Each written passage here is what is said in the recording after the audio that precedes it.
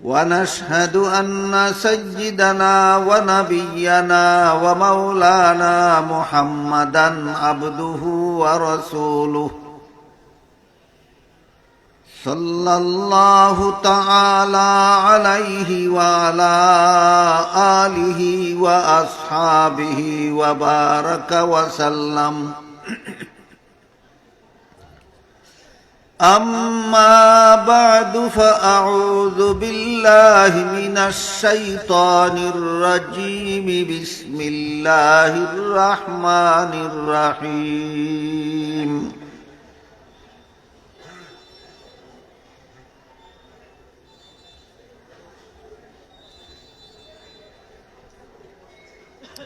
وَلِيُنذِرُوا قَوْمَهُمْ إِذَا رَجَعُوا إِلَيْهِمْ لَعَلَّهُمْ يَحْذَرُونَ.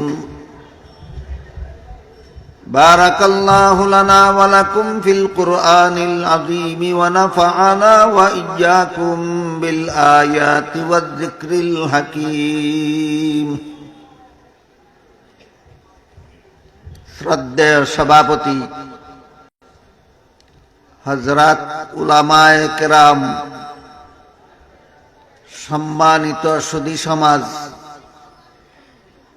দূর দূরান্ত থেকে আগত সর্বস্তরের মুসলমান ভাইয়েরা আমার ও আমার পর্দানিশীন মা ও বোনেরা, আমি আশা করি আপনারা জানেন যে আজকের এই মুবারক সমাবেশের আয়োজন স্থানীয় একটি ইসলামী শিক্ষা প্রতিষ্ঠান ঐতিহ্যবাহী মাদ্রাসার পক্ষ থেকে করা হয়েছে। তাই প্রথমেই আমাদের জানা দরকার যে মাদ্রাসার পক্ষ থেকে এই সভাগুলির আয়োজন কেন করা হয়। কারণ আল্লাহ বলেন ওয়ালিয়ুনযিরু কওমাহুম, এর মর্ম হলো মাদ্রাসা পড়ুয়া আলেমগণের দায়িত্ব শুধু নিজে জাহান্নাম থেকে বাঁচা নয়, মাদ্রাসা পড়ুয়া আলেমগণের দায়িত্ব শুধু নিজের পরিবার পরিজনকে জাহান্নাম থেকে বাঁচানো নয়, বরং মাদ্রাসা পড়ুয়া আলেমগণের দায়িত্ব গোটা মানব জাতিকে জাহান্নাম থেকে বাঁচার পথ প্রদর্শন করা। আল্লাহ পাক রব্বুল আলামিন বিভিন্ন মানুষকে স্তর ভেদে বিভিন্ন দায়িত্ব প্রদান করে থাকেন। সব মানুষের এক দায়িত্ব নয়, এক মানুষের সব দায়িত্ব নয়। যার অধীনে কোনো বিবি নাই, বাচ্চা নাই, ছেলে নাই, মেয়ে নাই, চাকর বাকর নাই, কর্মচারী নাই, এমন লোকদের ব্যাপারে আল্লাহর নির্দেশ হলো কু আনফুসাকুম, তোমরা নিজেরা নিজেদের জাহান্নামের আগুন থেকে বাঁচাও।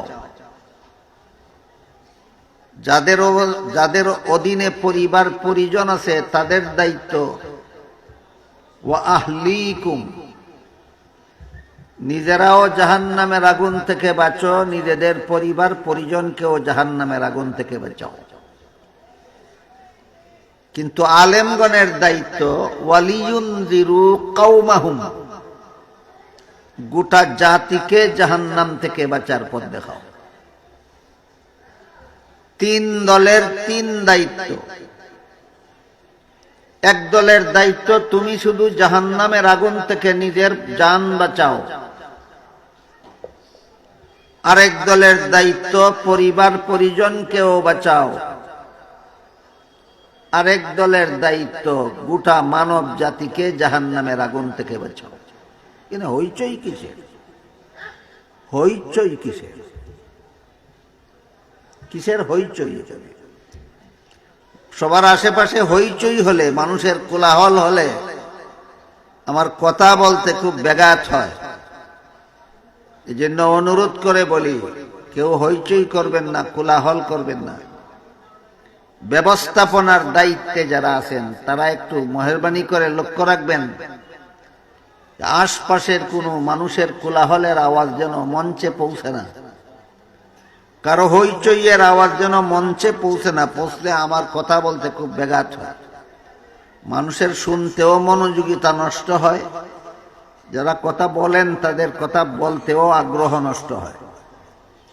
এই জন্য অনুরোধ করে বলি, আশেপাশে যারা আছেন তারা কোলাহল করবেন না, হইচই করবেন না। ব্যবস্থাপনায় যারা আছেন তারা জিনিসটা লক্ষ্য করুন। বলেছিলাম 3 দলের 3 দায়িত্ব।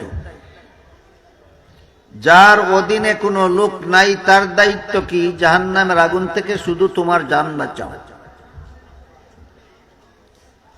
আমি শুরু করলেই তারা শুরু করে দেয় নাকি?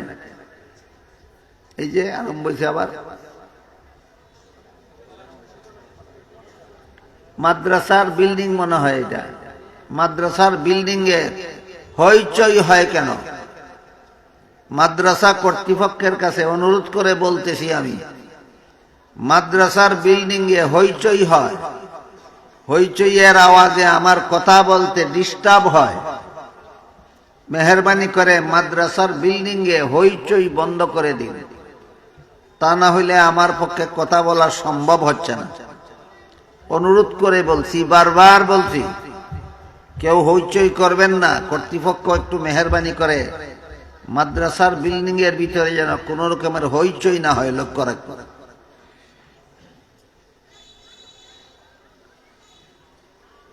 3 দলের 3 দায়িত্ব। যার অধীনে কেউ নাই তার দায়িত্ব জাহান্নামের আগুন থেকে তোমার জান বাঁচাও। যার অধীনে পরিবার পরিজন আছে, বিবি বাচ্চা আছে, ছেলে মেয়ে আছে, তার দায়িত্ব শুধু তোমার নিজের জান বাঁচালে হবে না, তোমার ছেলে মেয়েকেও জাহান্নামের আগুন থেকে বাঁচাও। আর আলেমগণের দায়িত্ব, আপনাদের শুধু জান বাঁচাবার পথে চললে হবে না, পরিবার পরিজন বাঁচালে হবে না, গোটা মানব জাতিকে জাহান্নামের আগুন থেকে বাঁচার পথ দেখান। বুঝে থাকলে বলুন তো একটু দয়া করে, 3 দলের দায়িত্ব? এর মধ্যে আলেমগণের দায়িত্ব গোটা মানব জাতিকে জাহান্নাম থেকে বাঁচার পথ দেখাও। এই দায়িত্ব পালনের উদ্দেশ্যে এই সম্মেলন। বাংলাদেশের প্রায় সমস্ত কওমি মাদ্রাসার পক্ষ থেকে বৎসরে কমপক্ষে একটা করে এরকম ওয়াজ মাহফিল বা ইসলামী সম্মেলন হয়ে থাকে, শুধুমাত্র সর্বস্তরের মানুষকে জাহান্নাম থেকে বাঁচার পথ দেখাবার জন্য। আর জাহান্নাম থেকে বাঁচার সর্বপ্রথম পথ কলেমা বিশ্বাস করা, লা ইলাহা ইল্লাল্লাহু মুহাম্মাদুর রাসূলুল্লাহ বিশ্বাস করা। হাদিস শরীফে রাসূল করিম সাল্লাল্লাহু আলাইহি ওয়াসাল্লাম বলেন, যেই ব্যক্তি লা ইলাহা ইল্লাল্লাহ বলবে সে জান্নাতে যাবে। এক হাদিসে উল্লেখ আছে, হযরত মুসা আলাইহিস সালাম আল্লাহর কাছে আবেদন করেছিলেন যে, হে আল্লাহ, আমাকে স্পেশাল কোন জিকির শিক্ষা দিন, নবী হিসাবে আমাকে আলাদা কোন জিকির শিক্ষা দিন। আল্লাহ মুসা আলাইহিস সালামকে বললেন, লা ইলাহা ইল্লাল্লাহ জিকির করুন। মুসা আলাইহিস সালাম বললেন, এই জিকির তো সমস্ত উম্মতেই করে। বলুন তো আপনারা, লা ইলাহা ইল্লাল্লাহ শুধু নবীর জিকির না উম্মতেরও? তাহলে আমি নবী হিসাবে আলাদা জিকির কি পেলাম? আল্লাহ বললেন, হে মুসা আলাইহিস সালাম, 7 আসমান 7 জমিন যদি এক পাল্লায় তোলা হয়, আর লা ইলাহা ইল্লাল্লাহ যদি আরেক পাল্লায় তোলা হয়, 7 আসমান 7 জমিনের পাল্লা হালকা হবে, লা ইলাহা ইল্লাল্লাহর পাল্লা ভারী হবে। কিন্তু আমাদের বোঝা দরকার, কেন এমন কেন হবে? তার কারণ হলো, কেউ যদি লা ইলাহা ইল্লাল্লাহ বিশ্বাস করে না আর 7 আসমান 7 জমিনের মালিক হয়ে যায়, তাকে চিরকালের জন্য জাহান্নামে যেতে হবে। আর কেউ যদি 7 টাকারও মালিক না হয় কিন্তু লা ইলাহা ইল্লাল্লাহ বিশ্বাস করে, সে চিরস্থায়ী জাহান্নাম থেকে বাঁচতে পারবে। জাহান্নাম থেকে বাঁচার প্রথম পথ লা ইলাহা ইল্লাল্লাহ বিশ্বাস করা। এজন্য বলেছি আমি, জাহান্নাম থেকে বাঁচার প্রথম পথ লা ইলাহা ইল্লাল্লাহ বিশ্বাস করা, যাকে আমরা সংক্ষেপে কলেমাও বলে থাকি, ঈমানও বলে থাকি। এর সারমর্ম হলো, একমাত্র আল্লাহর ইবাদত করা আমার জীবনের দায়িত্ব, একমাত্র আল্লাহর গোলামি করা আমার জীবনের দায়িত্ব। আর তা করতে হবে মুহাম্মদুর রাসূলুল্লাহর শিক্ষা দেওয়া পদ্ধতিতে। গোলামি করব আল্লাহর, পদ্ধতি গ্রহণ করব আল্লাহর রাসূলের। গোলামি কার? পদ্ধতি কার? আল্লাহর রাসূলের। এটা হইল ঈমানের মূল কথা। একমাত্র আল্লাহ তার ইবাদত করার জন্যই আমাদেরকে মানুষ বানাইছেন। কাজেই ইবাদতটা মানুষের কাছে আল্লাহর প্রাপ্য। আরেক হাদিসে উল্লেখ আছে, রাসূল করিম সাল্লাল্লাহু আলাইহি ওয়াসাল্লাম একজন সাহাবীকে জিজ্ঞাসা করলেন, তুমি কি বলতে পারো মানুষের কাছে আল্লাহর প্রাপ্য কি আর আল্লাহর কাছে মানুষের প্রাপ্য কি? সাহাবী বলেন, আমি জানি না, আল্লাহর রাসূল আপনি আমাকে শিক্ষা দিন। তখন রাসূল বলেন, শুনো, মানুষের কাছে আল্লাহর প্রাপ্য হলো মানুষ আল্লাহকে লা শরীক জেনে একমাত্র তার ইবাদত করবে। আল্লাহকে লা শরীক জেনে মানুষ একমাত্র আল্লাহর ইবাদত করবে, এই ইবাদতটাই মানুষের কাছে আল্লাহর প্রাপ্য। আর আল্লাহর কাছে মানুষের প্রাপ্য হলো জান্নাত। মানুষের কাছে আল্লাহর প্রাপ্য ইবাদত, আর আল্লাহর কাছে মানুষের প্রাপ্য জান্নাত। তারপরে রাসূল বলেন, যে ব্যক্তি আল্লাহর প্রাপ্য পরিশোধ করে দেবে, আল্লাহও তার প্রাপ্য পরিশোধ করে দেবে। সারমর্ম হলো, আল্লাহর ইবাদতের বিনিময়ে জান্নাত। কিসের বিনিময়ে? আর আল্লাহর নাফরমানির বিনিময়ে জাহান্নাম। কিসের বিনিময়ে? নাফরমানি, অবাধ্যতা, আল্লাহর নিষিদ্ধ কাজে লিপ্ত হওয়া, এটা জাহান্নামের পথ। আল্লাহর আদিষ্ট কাজে লিপ্ত থাকা, এটা জান্নাতের পথ।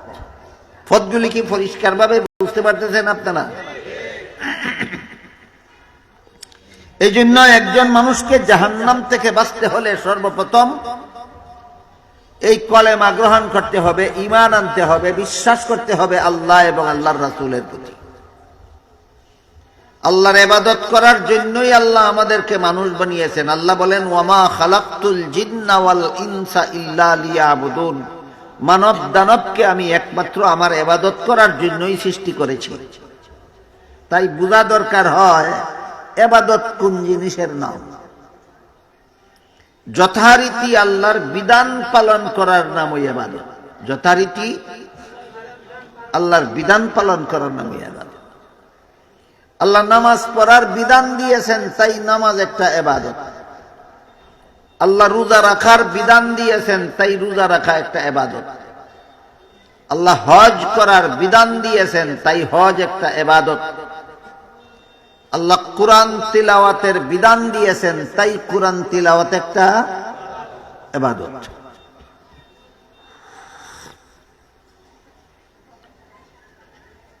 আল্লাহর ইবাদত বন্দার কাছে আল্লাহর প্রাপ্য।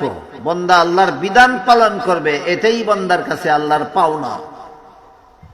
রাসূল বলেন, যেই বন্দা আল্লাহর পাওনা পরিশোধ করে দেবে, আল্লাহ তার পাওনা পরিশোধ করে দেবেন, অর্থাৎ তাকে জান্নাত দান করে দেবেন। এতক্ষণের আলোচনার সারমর্ম হলো,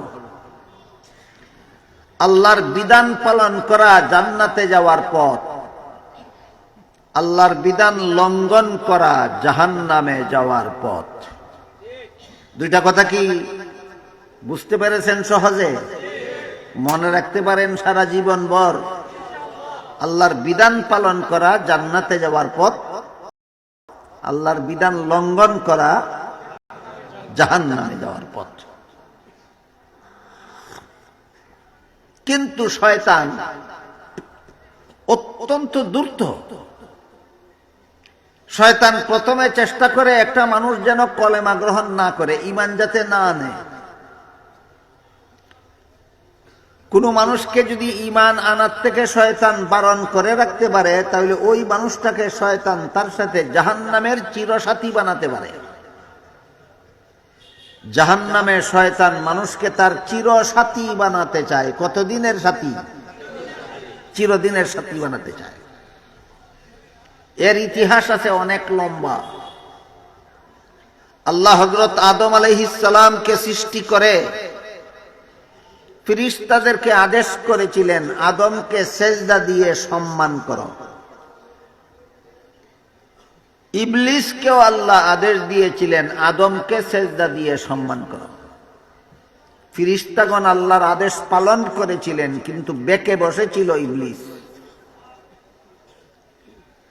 ইবলিস আদমকে সেজদা দিয়ে সম্মান না করার কারণে আল্লাহ পাক রব্বুল আলামিন ইবলিসকে কি কি ঘোষণা দিয়েছিলেন শোনার জন্য ইবলিসের একটু ইতিহাসও মনে রাখা দরকার। ইবলিস ৮০,০০০ বছর আল্লাহর ইবাদত করেছিল। এই কথাটাও মনে রাখুন জীবনভর। শয়তান কতদিন পর্যন্ত আল্লাহর ইবাদত করেছিল? ৮০,০০০ বছর। ৮০,০০০ বছর ইবাদত করার পর আল্লাহ ইবলিসকে, শয়তানকে সারা পৃথিবীর রাজত্ব দান করেছিলেন। কোন দেশের রাজত্ব? সারা পৃথিবী। জান্নাতে বসবাস করার ফ্যাসিলিটি দান করেছিলেন। কোথায় বসবাস করত? জান্নাতে বসবাস করত। পৃথিবীর রাজত্ব করত, জান্নাতে বসবাস করত। এমতাবস্থায় ইবলিস যখন আল্লাহর আদেশ লঙ্ঘন করে আদমকে সম্মান করতে রাজি হলো না, তখন আল্লাহ পাক রব্বুল আলামিন ইবলিসের ৩টা জিনিস বাতিল করে দিলেন। ১ নম্বর, ৮০,০০০ বছরের ইবাদত বাতিল। কতদিনের ইবাদত বাতিল? ৮০,০০০ বছর। ২ নম্বর, সারা দুনিয়ার রাজত্ব বাতিল। ২ নম্বরে কি বাতিল? ৩ নম্বরে জান্নাতে বসবাস করার ফ্যাসিলিটি বাতিল। ৮০,০০০ বছরের ইবাদত বাতিল, দুনিয়ার রাজত্ব বাতিল, জান্নাতে বসবাস করার ফ্যাসিলিটি বাতিল। পিছনের ৩টা বাতিল। ভবিষ্যতের জন্য আল্লাহ বলে দিলেন, উখরুজ, জান্নাত থেকে বের হ, ফাইন্নাকা রাজিম, তুই চিরকালের জন্য বিতাড়িত। কতদিনের জন্য? ভবিষ্যতে আর কোনদিন আল্লাহর রহমত তুমি পাবে না। তখন ইবলিস আল্লাহর কাছে বলেছিল, যেহেতু আল্লাহ ভবিষ্যতে আর কোনদিন আপনার রহমত আমি পাবো না, কাজে আজকে বিতাড়িত করার মুহূর্তেই আমাকে কিছু দান করে দিন। তুমি কি চাও? বিতাড়িত হওয়ার মুহূর্তে আল্লাহর কাছে কি পেতে চাও? ইবলিস বলে, ফাআনজিরনি ইলা ইয়াউমি ইউবআসুন, কিয়ামত পর্যন্ত আমার হায়াত লম্বা করে দাও। কতদিন পর্যন্ত? কি লম্বা করে দিবেন? হায়াত। আল্লাহ বলেন, ইন্নাকা মিনাল মুনজারিন, দিলাম, কিয়ামত পর্যন্ত তোর হায়াত লম্বা করে দিলাম। এরপরে বলল, আরেকটা ফ্যাসিলিটি দাও। কি? প্রতিটি আদম সন্তানের মনের কোনায় কোনায় প্রবেশ করে তাকে জাহান্নামে যাওয়ার মতো কর্মকাণ্ডের কুমন্ত্রণা দেওয়ার, প্রেরণা দেওয়ার ক্ষমতা দান করে দাও। আল্লাহ পাক রব্বুল আলামিন সেই সুযোগই ইবলিসকে দান করে দিলেন। 2টা ফ্যাসিলিটি আল্লাহর কাছ থেকে বিতাড়িত হওয়ার সময় চেয়ে নিয়ে সাথে সাথে আল্লাহকে চ্যালেঞ্জ করে বসলো, ফাবিমা আগওয়াইতানি লাআকউদান্না লাহুম সিরাতাকাল মুস্তাকিম সুম্মা লাআতিয়ান্নাহুম মিন বাইনি আইদিহিম ওয়া মিন খালফিহিম ওয়া আন আইমানিহিম ওয়া আন শামাইলিহিম ওয়া লা তাজিদু আকসারাহুম শাকিরিন। ইবলিস বলে, হে আল্লাহ, যে আদমকে সম্মান না করার কারণে আমার এতগুলি ধ্বংস সাধন করেছো তুমি, সেই আদমের একটি সন্তানকেও আমি ছাড়ব না দুনিয়ার জীবনে তার অন্তরে কুমন্ত্রণা না দিয়ে। ডান দিক থেকে, বাম দিক থেকে, সামন দিক থেকে, পিছন দিক থেকে, সর্বদিক থেকে কুমন্ত্রণা দিব। আমার কুমন্ত্রণা যে গ্রহণ করবে তাকে আমি জাহান্নামে আমার চিরসাথী বানাবো। এই হলো চিরসাথী, এই হলো ইবলিসের ইতিহাস। ইবলিস আল্লাহর সাথে প্রতিজ্ঞা করেছে, আল্লাহর সাথে পণ করেছে, একদল মানুষকে তার সাথে জাহান্নামের চিরসাথী বানাতে চায়।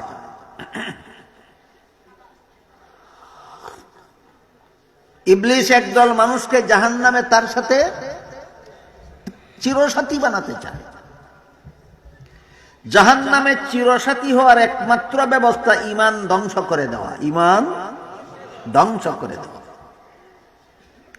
আমলের কথা পরে, ঈমান ধ্বংস করলে বস চিরস্থায়ী জাহান্নামে। আমি আগেই বলেছি, মানুষের ঈমানের দাম কত? ঈমানের পথ জান্নাতে যাওয়ার প্রথম পথ।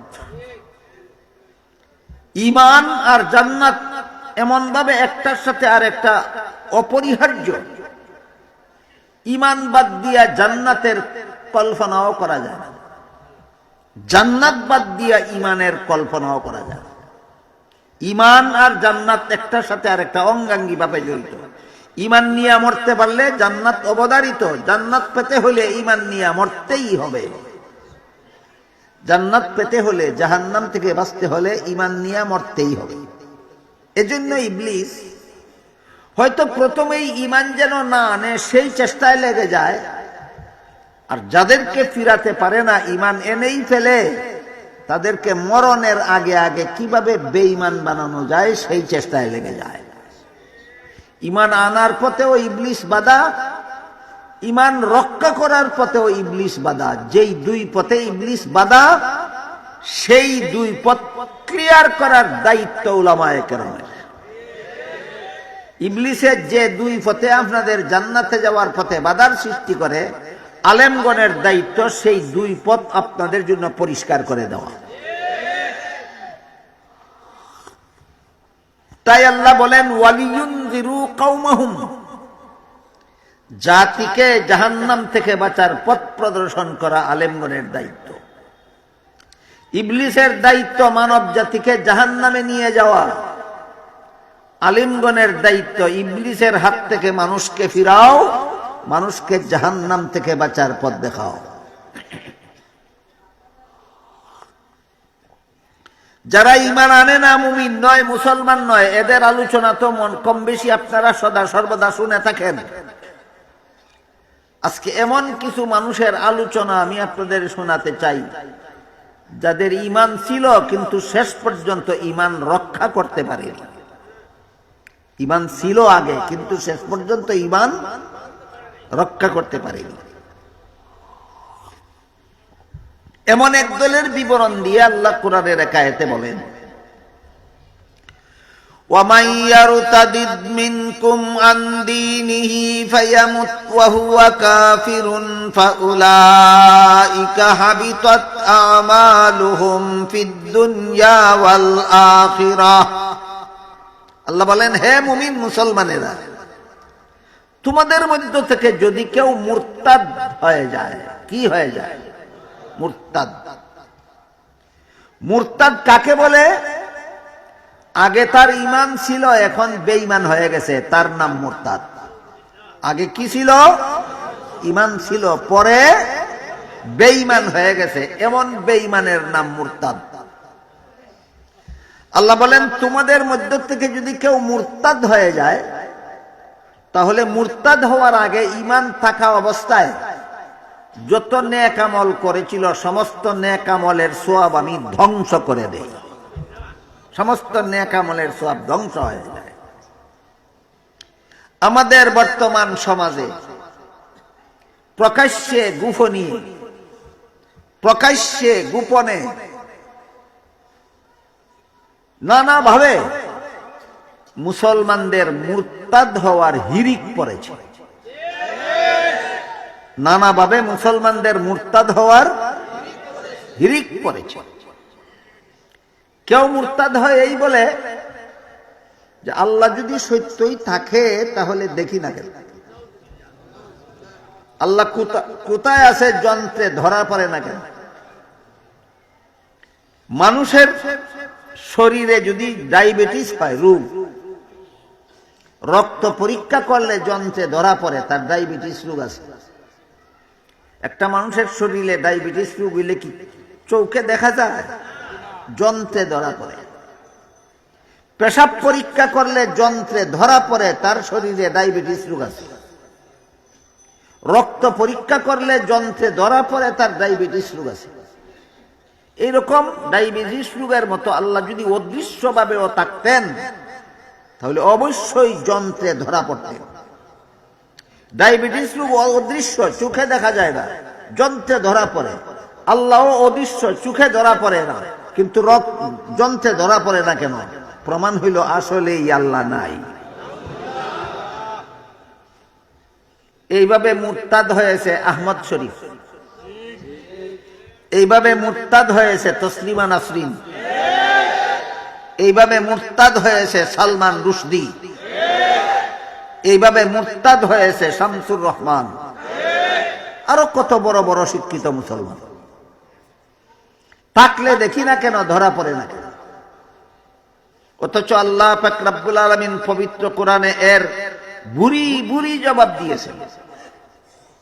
পৃথিবীর বিখ্যাত দার্শনিক ওলি আল্লামা ইমাম জালালউদ্দিন রুমি রহমতুল্লাহি আলাইহি তার অমর গ্রন্থ মসনবী শরীফের একটা কবিতার 2টা লাইনে কোরআনের দেওয়া সমস্ত জবাবের সারমর্ম বলে দিয়েছেন।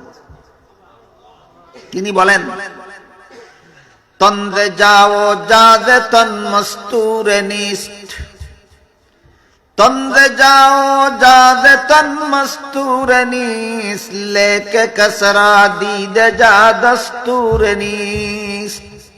এর অর্থ হলো, দুনিয়ার সমস্ত মানুষ বিশ্বাস করে যে জীবিত মানুষের শরীরের ভিতরে প্রাণ আছে। আপনারা এখানে যারা বসা আছেন, আপনাদের দেহের ভিতরে প্রাণ আছে? বিশ্বাস করেন? প্রাণ কোন দিক দিয়া সন্তানের দেহে ঢুকে যন্ত্রে ধরা পড়ে? রোগীর দেহ থেকে কোন দিক দিয়ে বের হয়ে যায় যন্ত্রে ধরা পড়ে? চোখে তো দেখি না, যন্ত্রেও ধরা পড়ে না। বিশ্বাস করো কোন বিবেকে? এই প্রশ্নের যেই জবাব, আল্লাহকে চোখে তো দেখেই না, যন্ত্রেও ধরা পড়ে না, বিশ্বাস করব কিভাবে? ওই প্রশ্নেরও সেই জবাব। একদল এইভাবে মুরতাদ হইয়া ঈমান হারা হয়েছে। মুরতাদ, এইভাবে মুরতাদ হইয়া যারা ঈমান হারা হয়েছে, তারা তাদের যুক্তির জবাব আসেনি কোরআনে? আছে। সাধারণ মুসলমানের একটা প্রশ্ন আছে। কি প্রশ্ন? সাধারণ মুসলমানদেরকে যখন আমরা বলি যে আল্লাহকে দেখার জন্য চোখে যে পরিমাণ পাওয়ারের দরকার, এই পরিমাণ পাওয়ার দুনিয়ার জীবনে কোনো মানুষের চোখে আল্লাহ দেন না, তখন সাধারণ মুসলমানের মনে প্রশ্ন জাগে, কেন দেন না? যদি আমার চোখে আল্লাহকে দেখার মতো পাওয়ার তিনি দিতেন, তাহলে তো দুনিয়াতেই আল্লাহকে দেখতে পারতাম, কত বড় ভাগ্যবান হতাম। এটা সাধারণ মুসলমানের প্রশ্ন। এই প্রশ্নের সংক্ষিপ্ত জবাব হলো, আল্লাহ যদি দুনিয়ার জীবনে কোনো মানুষের চোখে আল্লাহকে দেখার মতো পাওয়ার দিতেন, অবশ্যই দেখত, কিন্তু তখন তার ঈমানটাই কবুল হইত না। আল্লাহ দেখে ঈমান আনলে ঈমান কবুল হয় না, না দেখে ঈমান আনলে ঈমান কবুল হয়। এবার বুঝে থাকলে বলুন তো, আল্লাহ দুনিয়ার জীবনে আমাদের চোখে আল্লাহকে দেখার মতো পাওয়ার না দিয়া আমাদেরকে বঞ্চিত করলেন, না ঈমান গ্রহণযোগ্য হওয়ার ব্যবস্থা করলেন? আল্লাহ সম্পর্কে ভুল ধারণা করবেন না। আল্লাহ আপনাকে বঞ্চিত করেন না। বঞ্চিত করা আল্লাহর কাজ নয়। কোন মুমিন মুসলমানকে বিন্দু মাত্র পুরস্কার থেকে বঞ্চিত করেন না আল্লাহ কখনো। বিরাট একটা কৌশলগত কারণেই দুনিয়ার মানুষের চোখে আল্লাহকে দেখার মতো পাওয়ার আল্লাহ দেন না। নাস্তিক মুরতাদদের এই কৌশল বুঝার যোগ্যতা নাই। কৌশলটা বুঝতে ব্যর্থ হয়ে তারা যুক্তি দেয়, যদি আল্লাহ সত্যই থাকতেন, চোখে না হয় নাই দেখলাম, যন্ত্রে কেন ধরা পড়ে না, কাজে আসলেই আল্লাহ নাই। আর একজন মূর্খ লোকে যদি বলে আসলেই তোমার প্রাণ নাই, তুমি কি জবাব দিবা? তোমার দেহের ভিতরে যে প্রাণ আছে চোখে তো দেখি না।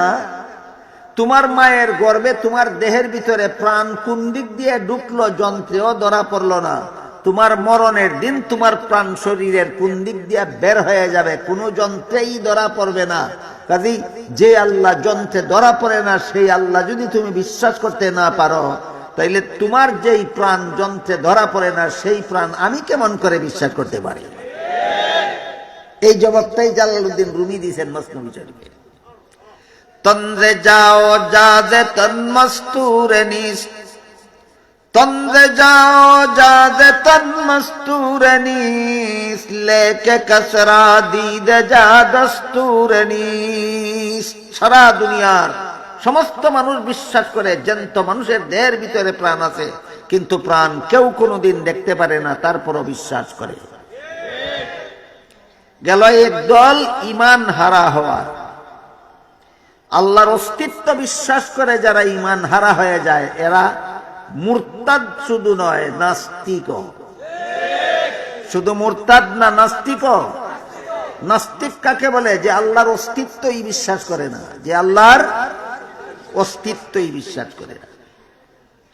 ডক্টর আহমদ শরীফ মরণের আগে ওসিয়ত করে গেছিল যে আমি মরলে পরে আমার লাশ গোসল দিবা না, কাফন পরাইবা না, জানাজা পড়বা না, কোনো গুরুস্থানে দাফন করবা না। এইগুলি ধর্মান্ধরা করে। মনে রাখবেন, ধর্ম যুগ অন্ধ সমান ধর্মান্ধ, এই শব্দটা নাস্তিকদের পরিভাষা, কোন মুমিন মুসলমানের পরিভাষা নয়।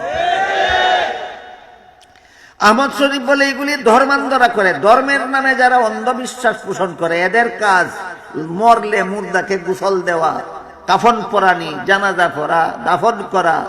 এরপরে দাফন করলে এই ধর্মান্ধরা বলে মুনকার নাকির ফিরিস্তা আসে, 3টা সওয়াল জবাব করে, জবাব দিতে না পারলে কবরে আযাব হয়।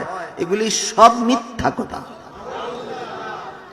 মুনকার কবর জগৎ বলতে কিছু নাই, মুনকার নাকির বলতে কিছু নাই, সওয়াল জবাব বলতে কিছু নাই, হাসর নসর বলতে কিছু নাই, বেশ দুজক বলতে কিছু নাই, আল্লাহ বিল্লাহ বলতে কিছু নাই। কাজেই আল্লাহর অস্তিত্ব পর্যন্ত যারা অবিশ্বাস করে, এরা শুধু মুরতাদ নয়, নাস্তিকও। শুধু মুরতাদ নয়, নাস্তিকও। নাস্তিক মানে আল্লাহর অস্তিত্বে অবিশ্বাসী। আর কিছু লোক নাস্তিক নয় কিন্তু মুরতাদ, আর কিছু লোক নাস্তিক নয় কিন্তু মুরতাদ।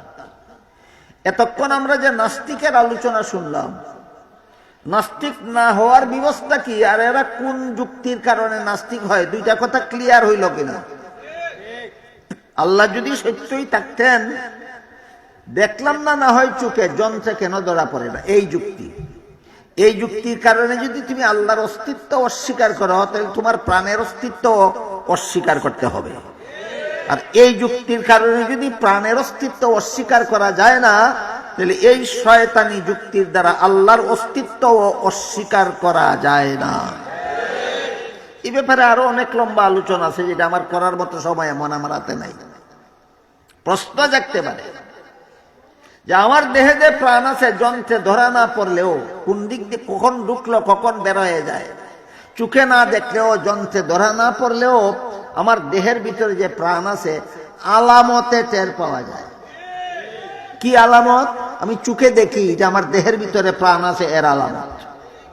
আমি কানে শুনি, এটা আলামত আল্লাহ যে আছে, প্রাণ যে আছে। আমি হাতে ধরতে পারি, এটাও আমার প্রাণের অস্তিত্বের আলামত। আমি পায়ে চলতে পারি, এটাও আমার প্রাণের অস্তিত্বের আলামত। আমি মুখে কথা বলতে পারি, এটা আমার প্রাণ যে আছে তার আলামত। আল্লাহ যে আছে তার আলামত কি? এই নাস্তিকদের দ্বিতীয় প্রশ্ন। আল্লাহ পাক রব্বুল আলামিন পবিত্র কোরআনের ভুরি ভুরি আয়াতে, রাসূল করিম সাল্লাল্লাহু আলাইহি ওয়াসাল্লাম তার অসংখ্য হাদিসে নাস্তিকদের এই প্রশ্নের জবাব দিয়েছেন আরো চমৎকার ভাবে। গোটা জগৎটাই আল্লাহ যে আছে তার আলামত। গোটা জগৎ, গোটা জগতের কতটা উদাহরণ দেব আমি? শুধু সূর্যের একটা উদাহরণ বলি, শুনুন। আল্লাহ বলেন,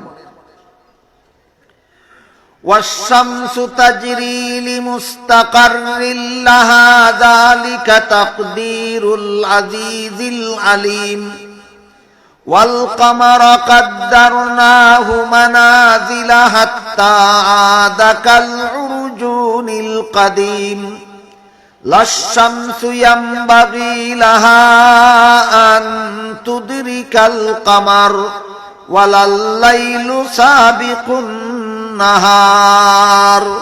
وكل في فلك يسبحون। আল্লাহ বলেন, আল্লাহ যে আছেন এর জন্য আলামত সমস্ত জগৎটাই। এর মধ্যে একটা আলামত সূর্য। সমস্ত জগতেই আল্লাহর অস্তিত্বের আলামত, এর একটা আলামত সূর্য। কিভাবে সূর্য আল্লাহ যে আছেন এর অস্তিত্বের আলামত?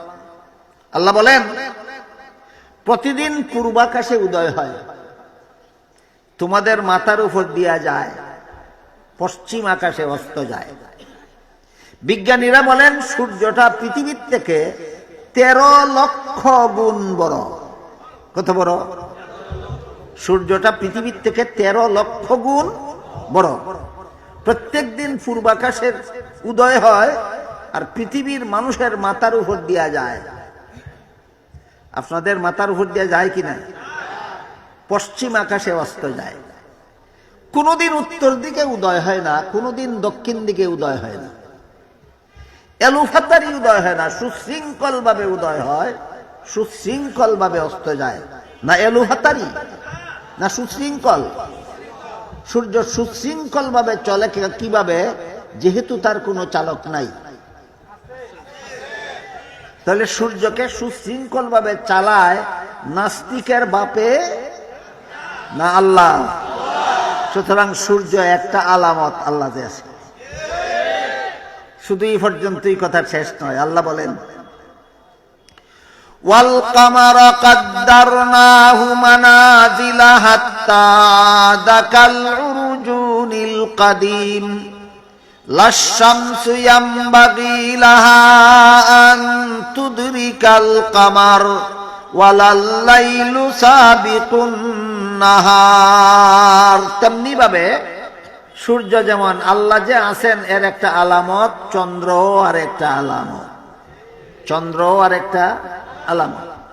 একই মহাশূন্যে সূর্যও চলে, চন্দ্রও চলে। দুটোটাই পূর্ব আকাশে উদয় হয়, পশ্চিম আকাশে অস্ত যায়। কোনোটাই উত্তর দিকে উদয় হয় না, দক্ষিণ দিকে অস্ত যায় না। কোনোটাই দক্ষিণ দিকে উদয় হয় না, উত্তর দিকে অস্ত যায় না। সুশৃঙ্খল ভাবে একই আকাশে দুইটা ভ্রমণ করে। কোনোদিন কোনো একটার সাথে আরেকটা টক্করও লাগে না, ঘর্ষণও লাগে না। কোনোদিন কোনো অ্যাক্সিডেন্ট হয় না, দুর্ঘটনা হয় না। কেন? যেহেতু কোনো চালক নাই। এই চালকটা কি নাস্তিকের বাপ না আল্লাহ? চন্দ্রের সাথে সূর্যের টক্কর লাগে না কেন? সূর্যের সাথে চন্দ্রের ঘর্ষণ লাগে না কেন? মহাপরিচালক যালিকা তাকদীরুল আজিজিল আলিম, মহাজ্ঞানী মহাপরাক্রমশালী আল্লাহ পাক রব্বুল আলামিনের নিয়ন্ত্রণের কারণে। বুঝে থাকলে বলুন তো, সূর্য কার নিয়ন্ত্রণে চলে? চন্দ্র কার নিয়ন্ত্রণে চলে? গ্রহ নক্ষত্র কার নিয়ন্ত্রণে চলে? আকাশ বাতাস কার নিয়ন্ত্রণে চলে? পাহাড় পর্বত কার নিয়ন্ত্রণে চলে? সাগর নদী কার নিয়ন্ত্রণে চলে? সুতরাং আল্লাহ যে আছেন এর আলামত কি? সমস্ত জগৎ। আলামত কি? সমস্ত জগৎ। আপনাদের ঘরের গরুও একটা আলামত। ঘরের গরু গাভী কি ঘাস খায় কিনা? ঘাস খায়। এই ঘাস পেটে গিয়া এক অংশ গোবরে পরিণত হয়, এক অংশ পেশাবে পরিণত হয়, আর এক অংশ দুধে পরিণত হয়। এক জিনিস গেল পেটত, তিন জিনিসে বিভক্ত হইল। ক জিনিস পেটে গেল? কত জিনিসে বিভক্ত হইল? তিন জিনিস তিন রাস্তা দিয়া বের হয়ে যায়। গোবরের রাস্তা দিয়ে কোনোদিন পেশাব বের হয় না, পেশাবের রাস্তা দিয়ে কোনোদিন গোবর বের হয় না, আর দুধের রাস্তা দিয়ে কোনোদিন পেশাব বের হয় না। দুধের রাস্তা দিয়ে যদি পেশাব বের হতো তাহলে তোমরা কোনোদিন গাভীর দুধ পান করার সুযোগ লাভ করতে পারতে না। হে মানব জাতি, চিন্তা করে দেখো, পিওর দুধ, নির্ভেজাল দুধ তোমাদেরকে পান করাবার জন্য আল্লাহ পেশাবকে ভিন্ন রাস্তায় বের করে দেন, পায়খানাকে ভিন্ন রাস্তায় বের করে দেন। যেই রাস্তায় দুধ বের হয় এই রাস্তায় এক বিন্দু পায়খানা যেতে পারে না, এক বিন্দু পেশাব যেতে পারে না, যেহেতু কোনো কন্ট্রোলার নাই। কন্ট্রোলারটা কি নাস্তিকের বাপ না একমাত্র আল্লাহ? এবার বলেন, আল্লাহ যে আছেন এর কোনো আলামত নাই। তোমার দেহে যে প্রাণ আছে এর একটা আলামত চক্ষু, একটা আলামত কান, একটা আলামত হাত, একটা আলামত পা, একটা আলামত মুখ। আল্লাহ যে আছেন এর একটা আলামত সূর্য, একটা আলামত চন্দ্র, একটা আলামত গ্রহ, একটা আলামত নক্ষত্র, একটা আলামত আকাশ, একটা আলামত বাতাস, একটা আলামত আসমান, একটা আলামত জমিন, একটা আলামত তোমার ঘরের গাবি। সুতরাং আল্লাহর অস্তিত্ব অস্বীকার করার যত যুক্তি নাস্তিকদের আছে সবগুলি বাতিল। গেল এই এক পদ্ধতিতে মানুষ ঈমান হারা হওয়ার। কোন পদ্ধতিতে? নাস্তিক্যবাদের পদ্ধতি। নাস্তিক্যবাদের পদ্ধতি। ডক্টর আহমদ শরীফ এটাই বলেছিল, সাবধান, আমি মরলে আমার লাশ গোসল দিবা না, আমার লাশ কাফন পরাইবা না, জানাজা পড়বা না, দাফন করবা না। এগুলি ধর্মান্ধরা করে। এই ধর্মান্ধরা বিশ্বাস করে আল্লাহ একজন আছে, শেষ বিচার আছে, দুজক আছে, বেহেশত আছে। মিথ্যা কথা। দুজক নাই, বেহেশত নাই, কিয়ামত নাই, আল্লাহ বিল্লাহ বলতে কিছুই নাই। আমি আপনাদের জিজ্ঞাসা করি, আপনারা হাল চাষ করেন কেউ না? এখানে হাল চাষ করার মতো একজন লোক নাই। হাল চাষ করেন যেই গরুর দ্বারা, যেই বলদের দ্বারা। এই বলদ মরে গেলে কেউ গোসল দেয়, কাফন পরায়, জানাজা পড়ে, গুরুস্থানে দাফন করে? লক্ষ্য করে দেখুন, বলদ মরলেও গোসল নাই, আহমদ শরীফ মরলেও গোসল নাই। বলদেরও কাফন নাই, আহমদ শরীফেরও কাফন নাই। বলদেরও জানাজা নাই, আহমদ শরীফেরও জানাজা নাই। বলদেরও গুরুস্থান নাই, আহমদ শরীফেরও গুরুস্থান নাই। দুই বলদে বেশ কম কত আছে? আছে দুইটা, বেশ কম আছে। একটা বলদ দুই ঠেঙ্গিয়া, আর একটা বলদ চার ঠেঙ্গিয়া। আর একটা বেশ কম হইল, চার ঠেঙ্গিয়া বলদটা অশিক্ষিত, আর দুই ঠেঙ্গিয়া বলদটা শিক্ষিত। একটা অশিক্ষিত বলদ আর একটা শিক্ষিত বলদ। নাস্তিক্যবাদ মানুষকে বলদে পরিণত করে। এইগুলো মুসলমানের ইমানের সম্পদ হারাবার এক পথ নাস্তিক্যবাদ। আর মুসলমানের ইমানের সম্পদ শয়তানের কুমন্ত্রণায় ইমানের মহা সম্পদ হারাবার আরেক সম্পদ হলো মন গড়া যুক্তি। আরেক সম্পদ, আরেক ব্যবস্থা হইল মন গড়া যুক্তি। মানুষের মহা সম্পদ ইমানের দৌলত হারাবার আরেক পদ্ধতি হলো মন গড়া যুক্তি। এই মন গড়া যুক্তিগুলিও আমার জানা মতো কোনো মূর্খ, অশিক্ষিত, অল্প শিক্ষিত মুসলমানে দেয় না, বড় বড় উচ্চ শিক্ষিত মুসলমানেরা দিয়ে থাকে। এমনই একটা যুক্তির কথা শুনুন। আল্লাহ পাক রব্বুল আলামিন পবিত্র কোরআনের সূরা নিসা এর 11 নম্বর আয়াতে, এই সূরার নাম আর আয়াত নম্বর মনে রাখবেন। আল্লাহ পবিত্র কোরআনের সূরা নিসা এর 11 নম্বর আয়াতে বলেন, ওয়ালিজ যাকারি মিসলু হাজ্জিল উনসায়াইন। কোন সন্তানের পিতামাতা মারা গেলে মৃত পিতামাতার ত্যায্য সম্পদে ছেলে পাবে 2 অংশ, মেয়ে পাবে 1 অংশ। ছেলে পাবে 2 অংশ, মেয়ে পাবে 1 অংশ। এই কথাটা আল্লাহ কোন সূরার কত নম্বর আয়াতে বলেছে? আল্লাহর এই বিধান কি জীবনে আরো কোনোদিন শুনেছিলেন না আজকে প্রথম শুনলেন? শুনেছেন। ছেলে ভাবে 2 অংশ, মেয়ে ভাবে 1 অংশ। এখানে শয়তান ঈমান ধ্বংস করার জন্য একদল শিক্ষিত মুসলমানকে দাঁড় করিয়েছে। এরা আল্লাহ নাই কয় না, কয় আল্লাহ আছে। আল্লাহ আছে, কবর আছে, সোয়াল জবাব আছে, হাসর নসর আছে, বের দুজক আছে, ফুরজিরাত আছে, সবকিছু আছে। কিন্তু এই কথাটা অযৌক্তিক। ছেলে যেই বাবার সন্তান, মেয়ে সেই বাবার সন্তান। ছেলের মুখ আছে খাওয়ার দরকার, মেয়েরও মুখ আছে খাওয়ার দরকার। ছেলের শরীর আছে পোশাকের দরকার, মেয়েরও শরীর আছে পোশাকের দরকার। ছেলের জীবন যাপনের জন্য বাড়িঘরের দরকার, মেয়েরও জীবন যাপনের জন্য বাড়িঘরের দরকার। এমত অবস্থায় একই বাবার সন্তান হওয়া সত্ত্বেও ছেলেকে 2 অংশ আর মেয়েকে 1 অংশ দিলে নারী জাতির প্রতি অবিচার করা হয়। কোন মৌলবী বলছিল মেয়ে 1 অংশ পাবে না? আল্লাহ বলছিলেন। তাহলে এই কথার দ্বারা যদি নারী জাতির প্রতি অবিচার হয়, তো অবিচারকারীটাকে আল্লাহকে অবিচারী সাব্যস্ত করলে ওই ঈমান থাকে না ধ্বংস হয়ে যায়? আবার মুরতাদ, তুমি মুরতাদ। যখন বলে আল্লাহ নাই তখন যেমন মুরতাদ, যখন আল্লাহর বিধানকে বলে অবিচার তখনও মুরতাদ। ওই আবার মুরতাদ হইল। আগেরটা নাস্তিক মুরতাদ, এখন একটা আস্তিক মুরতাদ। মুরতাদ 2 প্রকার আছে, এক প্রকার নাস্তিক মুরতাদ আর এক প্রকার আস্তিক মুরতাদ। নাস্তিক মুরতাদ আর আস্তিক মুরতাদের 2টা উদাহরণ আছে চমৎকার বাংলাদেশের মুসলমানদের জন্য। আচ্ছা, একটু পরে যদি সময় সুযোগ হাতে থাকে তাহলে বলার চেষ্টা করব। এই যুক্তিটা কার বিধানের বিরুদ্ধে? আল্লাহর বিধান। সবচেয়ে বড় শয়তানি হলো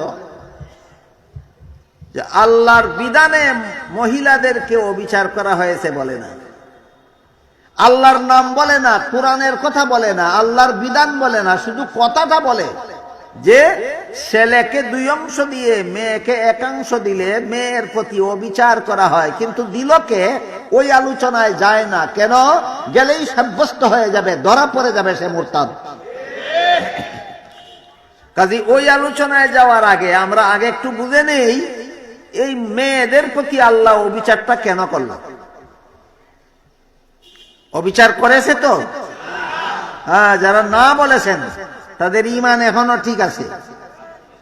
আপনাদের বুঝার অধিকার আছে যে কেন আল্লাহ এমন করলে। অবিচার তো করছেন না, কিন্তু কেন করলেন, এটা করলেন কেন, এবার সেটা বলুন। ইসলামের বিধানে, আল্লাহর আইনে কোন বাবার ঘরে যদি কোনো ছেলে সন্তান জন্ম হয়, তাহলে ওই ছেলেটাকে লালন পালন করা বাবার দায়িত্ব হয়। কতদিন? নাবালক থাকবে যতদিন। বলুন কতদিন? কিন্তু মেয়ের বেলায় নাবালক সাবালক প্রশ্ন নাই। যতদিন মেয়ের বিয়ে না হবে ততদিন মেয়েকে লালন পালন করা বাবার দায়িত্ব। বিয়ের পর থেকে বাকি জীবন লালন পালন করার দায়িত্ব কারো জানা থাকলে বলুন কার? বিয়ের পূর্ববর্তী জীবনের লালন পালনের দায়িত্ব বাবার, বিয়ের পরবর্তী জীবনের লালন পালনের দায়িত্ব স্বামীর। পক্ষান্তরে ছেলে যেদিন থেকে সাবালক হয় সেদিন থেকে নিজের লালন পালনের দায়িত্ব নিজের। যখন 3টা, 1 নম্বর সাবালক হওয়ার পর থেকে নিজের লালন পালন, 2 নম্বর বিয়ের পর থেকে বউয়ের লালন পালন, 3 নম্বর সন্তানাদি জন্ম হওয়ার পর থেকে সন্তানাদি লালন পালন। বুঝে থাকলে বলুন, ছেলের জীবনে খরচের খাত আছে কটা? অংশ পাইছে কটা? খরচ আছে, 3টা অংশ পাইছে, 2টা স্মরণ রাখুন। এবার আসুন, মেয়ের জীবনে নিজের লালন পালনের দায়িত্ব নাই, স্বামী পালার দায়িত্ব নাই, নিজের সম্পদের দ্বারা সন্তান পালার দায়িত্ব নাই, মেয়ের জীবনে খরচের কোনো খাতই নাই। এবার বলুন, যার 3টা খরচ আছে সে 2টা পাইলে বেশি পায়, না যার একটা খরচ নাই সে একটা অংশ পাইলেই বেশি পায়? তাহলে ছেলে 2 অংশ পেয়ে বেশি পেল, না মেয়ে 1 অংশ পেয়েই বেশি পেল? এটা পণ্ডিতদের মাথায় ধরে না, এরা হইল মূর্খ পণ্ডিত। মূর্খ পণ্ডিতেরা এইগুলি বুঝে না, শুধু বুঝে 1 থেকে 2 বেশি, শুধু বুঝে 1 থেকে 2 বেশি। এই সমস্ত মূর্খ পণ্ডিতদের অবস্থা বোঝার জন্য আমি আপনাদের একটা গল্প বলি, শুনুন। গল্প। একটা মূর্খ লোক ছিল, লেখাপড়া মুঠেও জানে না। এই জন্য নিজের ছেলেটাকে স্কুলে লেখাপড়া করতে দিয়েছিল। ছেলেটা অত্যন্ত মেধাবী ছেলে ছিল, স্কুলে প্রায় 10 বছর লেখাপড়া করে ওই মূর্খ লোকটার ছেলে এসএসসি পরীক্ষা দিয়ে পাস করলো, ফার্স্ট ডিভিশন, ফার্স্ট বয় হয়। মূর্খ লোকটার মেধাবী ছেলে স্কুলে 10 বছর লেখাপড়া করে এসএসসি পরীক্ষা দিয়ে পাস করলো, ফার্স্ট ডিভিশন, ফার্স্ট বয় হয়। বুঝে থাকলে বলুন তো, রুল নম্বর কত? ঠিক আছে না 10? 1। মূর্খ বাপে রুল নম্বর 1 হইলে নম্বর বেশি পাইল পরীক্ষায়, না রুল নম্বর 10 হইলে নম্বর বেশি পাইল? এগুলি বুঝে সুঝে না, শুধু বুঝে 1 থেকে 10 বেশি। শুধু কি বুঝে? 1 থেকে 10 বেশি। ফল প্রকাশের পরে বাপে একদিন ছেলেরে জিজ্ঞাসা করে, তুই যে পরীক্ষা দিয়েছিলি পাস করছস? কয় পাস করছি তো। কয় কত নম্বরে? কয় 1 নম্বরে। কয় সর্বনাশ করছস। কয় কি সর্বনাশ? কয় পাশের বাড়ির ছেলেটা তোর সাথে পরীক্ষা দিয়া হে দি 10 নম্বরে পাস করছে, তুই এত কম নম্বরে পাস করলে কেন? এই গাদাটা যেমন বুঝে না, এই গর্দবে যেমন বুঝে না যে 1 নম্বরে পাস করলে পরীক্ষায় নম্বর বেশি পায়, না 10 নম্বরে পাস করলে নম্বর বেশি পায়, ঠিক তেমনি ভাবে এই সমস্ত মূর্খ পণ্ডিতের দলেও বুঝে না ছেলে 2 অংশ পাইলে বেশি পায়, না মেয়ে 1 অংশ পাইলে বেশি পায়। এরাও মুরতাদ, নাস্তিক মুরতাদ নয়, আস্তিক। এরা বলে আল্লাহ আছে, বেহেশত আছে, দুজক আছে, শেষ বিচার আছে, মরণ আছে, সোয়ালজব আছে, কবরের আযাব আছে, সবকিছু আছে। নমাজের বিধান আছে, রোজার বিধান আছে, হজ আছে, যাকাত আছে, ইবাদত আছে, বন্দেগী আছে। ব্যাপার শুধু একটা, আমরা নারীবাদী। কি বাদী? আমরা নারীদের মঙ্গল চাই, নারীদের সাথে অবিচার করলে আমরা প্রতিবাদ করব। বুঝে থাকলে বলেন, এই সমস্ত লোকেরা মুরতাদ কিনা? এরা নাস্তিক মুরতাদ না আস্তিক মুরতাদ?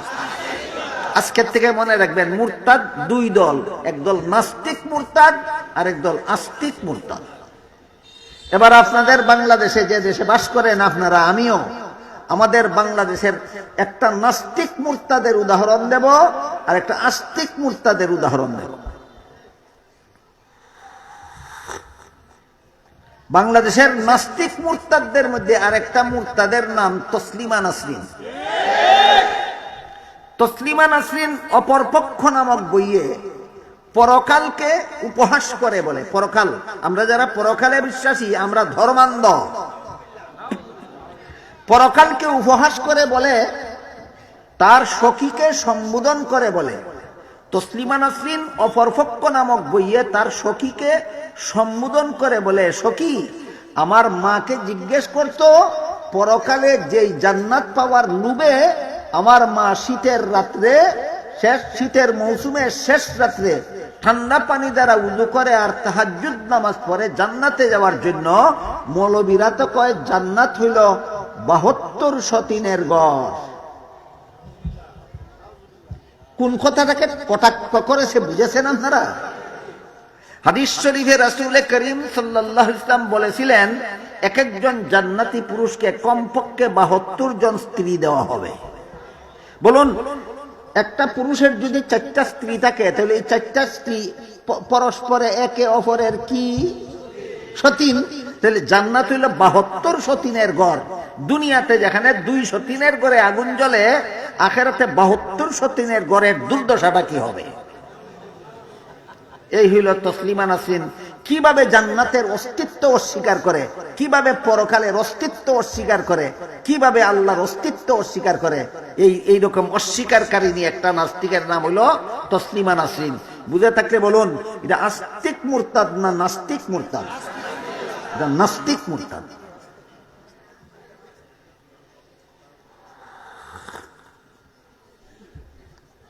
এই তসলিমা নাসরিন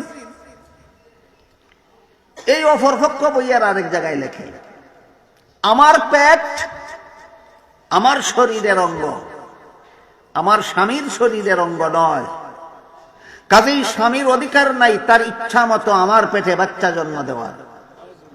আমার পেটে কার কাছ থেকে বাচ্চা নেব না নেব সেটা আমার অধিকার। আমি জিজ্ঞেস করি, একটা পুরুষকে স্বামী রূপে গ্রহণ করে তার বাচ্চা পেটে নেবে না, যেখান থেকে মনে চায় সেখান থেকেই বাচ্চা পেটে নিবে, এমন পেট মানুষের হয় না কুত্তির হয়? তাহলে তসলিমার পেটে আর কুত্তির পেটে ব্যবধান কোথায়? এখানেও দুইটার মধ্যে ব্যবধান আছে। একটা সাইটেঙ্গে কুত্তি, সাইটেঙ্গেটা অশিক্ষিত কুত্তি। এই নাস্তিক্যবাদে মানুষে এই স্তরে নিয়ে পৌঁছায়। তসলিমা নাসরিন যখন প্রকাশ্যে ঘোষণা দিল কোরআন ভুল, মৌলবীরা কোরআন যদি সংশোধন করতে পারো তাহলে এই যুগে কোরআন চলবে, আর না হয় এই আধুনিক যুগে কোরআনও চল।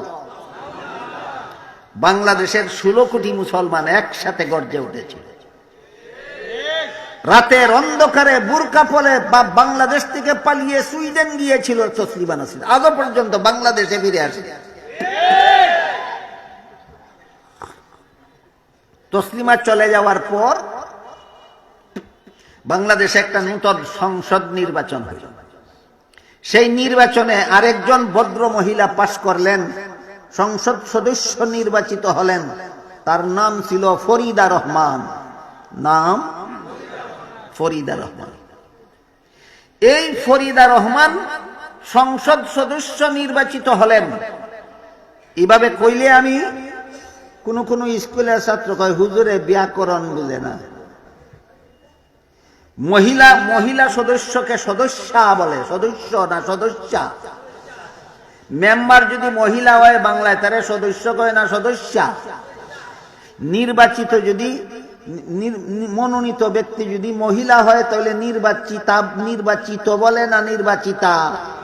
তাহলে তো ফরিদা রহমান সংসদ সদস্যা নির্বাচিতা হলেন বলার কথা ছিল, কিন্তু আমি বলি সদস্য নির্বাচিত হলো। এইভাবে বললে স্কুলের কোন কোন ছাত্র প্রশ্ন করে, কয় হুজুরে ব্যাকরণ বুঝে না। আমি কই ঠিক আছে, আমি ব্যাকরণ বুঝি না। তোমরা যারা যারা রাজনীতি করো আর শেখ হাসিনারে কেউ সরকার দলীয় নেতা আর খালেদা জিয়ারে কেউ বিরোধী দলীয় নেতা, তখন তোমরা স্ত্রীলিঙ্গ আর পুরুষ লিঙ্গ যায় কই? তোমরা লিঙ্গ আগে ঠিক করো, এরপরে আমার লিঙ্গ ঠিক করবো। ফরিদা রহমান সংসদ সদস্য নির্বাচিত হইয়াই জাতীয় পত্রিকায় ঘোষণা দিল, আমি তসলিমার মতো কোরআনকে ভুল বলি না। এটা আস্তিক মুরতাদ। কি মুরতাদ? নামটা কি? নামটা ফরিদা রহমান।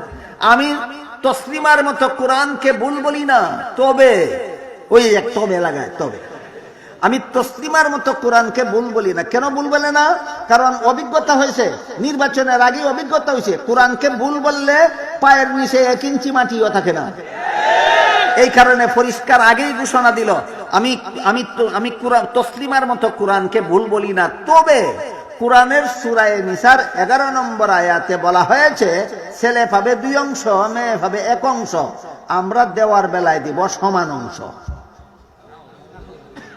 কারণ কি লেখে? কারণ হইল, যদিও কোরআনে বলা 11 নম্বর আয়াতে বলা হয়েছে ছেলে পাবে 2 অংশ, মেয়ে পাবে 1 অংশ, তবে সমান অংশ দিলে গুনাহ হবে, এমন কথা কোরআনের কোনো আয়াতে বলা হয়নি।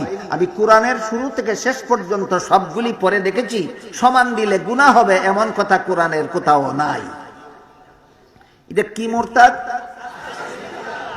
আস্তিক মুরতাদ। সে কোরআন সবটুকু কোরআন পড়ে দেখেছে সমান দিলে গুনাহ হবে, এমন কথা কোরআনের কোথাও নাই। এবার আমি কোরআনের কিছু আয়াত আপনাদেরকে শোনাই, আয়াতের অর্থ। সূরা নিসার 11 নম্বর আয়াতে আল্লাহ বলেছেন ছেলে পাবে 2 অংশ, মেয়ে পাবে 1 অংশ। 12 নম্বর আয়াতে আল্লাহ বলেছেন আরো কে পাবে কত অংশ। 13 নম্বর আয়াতে বলেছেন এগুলি আল্লাহর বিধান। 14 নম্বর আয়াতে বলেছেন যে লঙ্ঘন করবে চিরকালের জন্য জাহান্নামে যাবে। চিরকালের জন্য জাহান্নামে যাবে কেন? যেহেতু কোনো গুনাহ হবে না, এই জন্য। কেমন গুনাহ করলে চিরকালের জন্য জাহান্নামে যায়? মুরতাদ।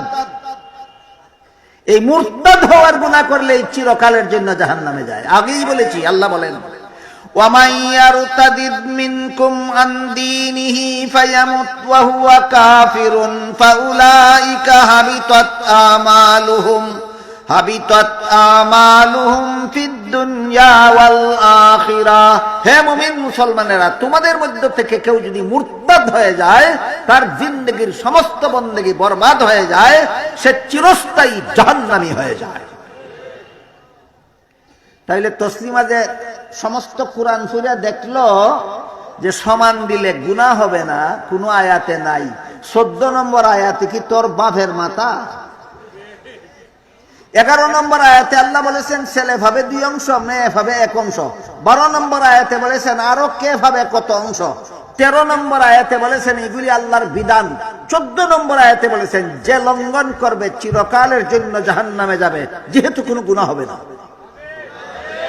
নাকি কাফির হওয়ার মতো গুনাহ হবে? কাফের হওয়ার মতো গুনাহ করবে।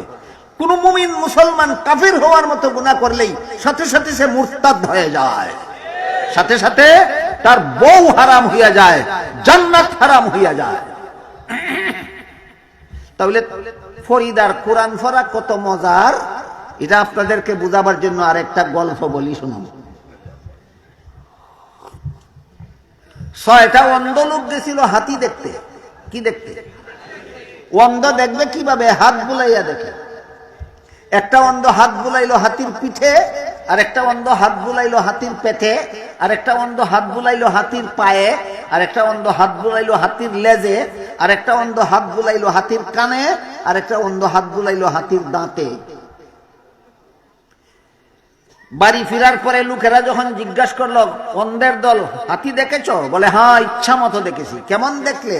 যেই অন্ধ হাতির পিঠে হাত বুলাইছে সে বলে হাতি খাটের মতো, হাতি বিছানার মতো। যেই অন্ধ হাতির পেটে হাত বুলাইছে সে কয় হাতি দানের গোলার মতো। যেই অন্ধ হাতির পায়ে হাত বুলাইছে সে বলে হাতি কলা গাছের মতো। যেই অন্ধ হাতির লেজে হাত বুলাইছে সে বলে হাতি লাঠির মতো। যেই অন্ধ হাতির কানে হাত বুলাইছে সে বলে হাতি কুলার মতো। আর যে অন্ধ হাতির দাঁতে হাত বুলাইছে সে বলে হাতি মূলার মতো। আপনারা বলেন তো হাতি কুলার মতো না মূলার মতো না হাতি হাতির মতো? অন্ধের দল হাতি যেমন দেখা দেখছে, এই ফরিদা রহমান কোরআন তেমন পড়া পড়ছে।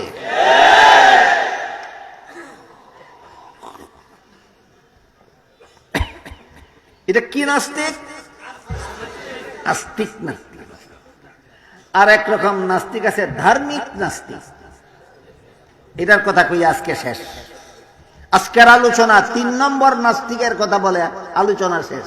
1 নম্বর নাস্তিক হইল, 1 নম্বর মুরতাদ হইল নাস্তিক মুরতাদ, আর 1 নম্বর আস্তিক মুরতাদ, আর 1 নম্বর ধার্মিক মুরতাদ।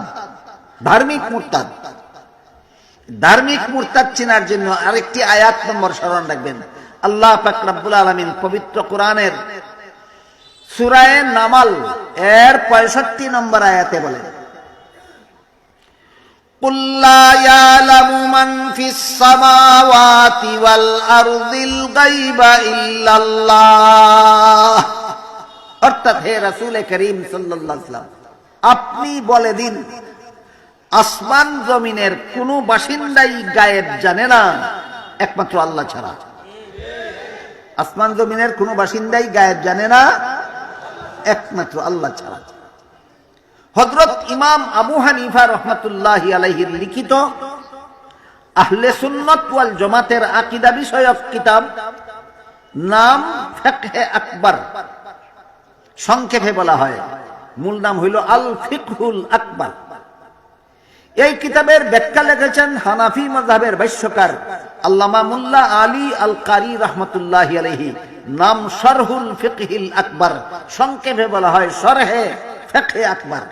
ওখানে উল্লেখ আছে قد صرح الحنفية بالتكفير باعتقاد أن النبي صلى الله عليه وسلم يعلم الغيب لمعارضة قوله تعالى قل لا يعلم من في السماوات والأرض الغيب إلا الله। এর অর্থ হলো, যেহেতু আল্লাহ সূরা নামালের 65 নম্বর আয়াতে পরিষ্কার ভাষায় বলে দিয়েছেন যে আসমান জমিনের কোন বাসিন্দাই গায়েব জানে না একমাত্র আল্লাহ ছাড়া, কাজেই যদি কেউ বলে নবী গায়েব জানেন তাহলে সে কুরআন মানে না, আর যে কুরআন মানে না তার ঈমান থাকে না, যার ঈমান থাকে না সে মুরতাদ। যার ঈমান থাকে না, এটা কেমন মুরতাদ বলেন তো? আপনাদের সমাজে নবীর প্রতি অতিভক্তি দেখাতে গিয়া কেউ বলে কিনা নবী গায়েব জানে? নবীর প্রতি অতিভক্তি দেখাতে গিয়া কেউ বলে কিনা নবী আজিম নাজির? কি গুড়ার ডিম বুঝো তুমি আজিম নাজির? কি গুড়ার ডিম বুঝো তুমি আলিমুল গায়েব? ইলমে গায়েব জানা নবীর গুণ নয়, এটা একমাত্র আল্লাহর গুণ। নবীর গুণ আলাদা আছে, ভরপুর, শেষ নাই। কুরআন হাদিসে নবীর গুণের বিবরণের শেষ নাই। মুহাম্মাদুর রাসূলুল্লাহ সাল্লাল্লাহু আলাইহি ওয়াসাল্লাম এক হাদিসে বলেন, ইন্নাল্লাহা ফাদ্দালানি আলাল আম্বিয়া ওয়া ফাদ্দালা উম্মতি আলাল উমাম, আও কামা ক্বালা আলাইহিস সালাতু ওয়াস সালাম। রাসূল বলেন, আল্লাহ আমাকে সমস্ত নবী রাসূলগণের চেয়ে শ্রেষ্ঠ মর্যাদা দান করেছে। কি বলেছেন? আমাদের নবীকে আল্লাহ অন্য নবীর সমান মর্যাদা দিয়েছেন না শ্রেষ্ঠ? শ্রেষ্ঠ মর্যাদা দিয়েছেন। কাজেই আল্লাহর গুণ কারাকারি করে নিয়ে নবীকে দেওয়ার দরকার নাই। তুমি ধার্মিক মুরতাদ, ধর্ম পালনের নামে তুমি মুরতাদ হয়ে গেছো।